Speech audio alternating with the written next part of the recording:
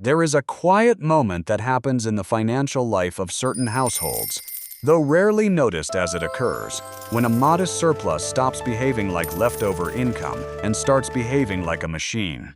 It usually looks unremarkable from the outside. A savings account that finally covers a few months of expenses, an investment balance that crosses a threshold where the returns it generates begin to rival the effort required to earn them.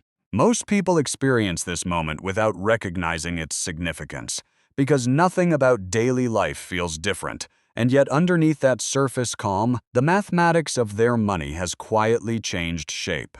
The concept at the center of this shift is compounding, but not in the simplified way it is usually taught. Compounding is not simply interest earning interest. It is the transition from linear accumulation to exponential accumulation. And the difference between those two curves is where the acceleration hides. In the early years, a portfolio's growth is dominated by the money a person contributes, their own labor funding almost all of the increase.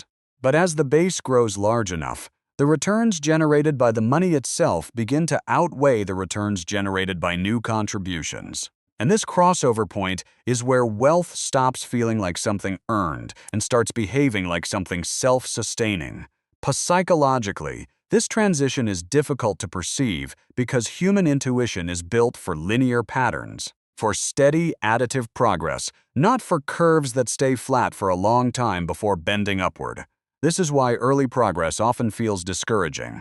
The effort invested seems disproportionate to the visible result, and many abandon the process precisely before the curve begins to bend. The math clarifies why. At a 7% average return, doubling time sits near 10 years, meaning a base of savings roughly doubles every decade without additional contributions. Early on, this doubling is invisible because the base is small, but once the base becomes large, each doubling represents a substantial absolute gain, even though the percentage stays the same.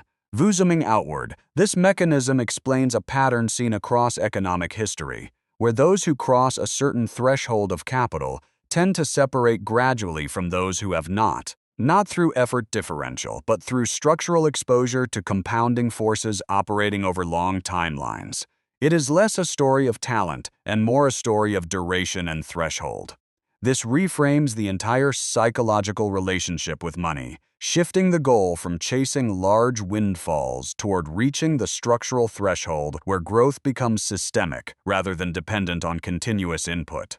The identity shift that follows is subtle, moving from seeing oneself as someone earning money to someone who has built a system that earns on its own, slowly, quietly, and without guarantee, but according to mathematics that has behaved this way for centuries.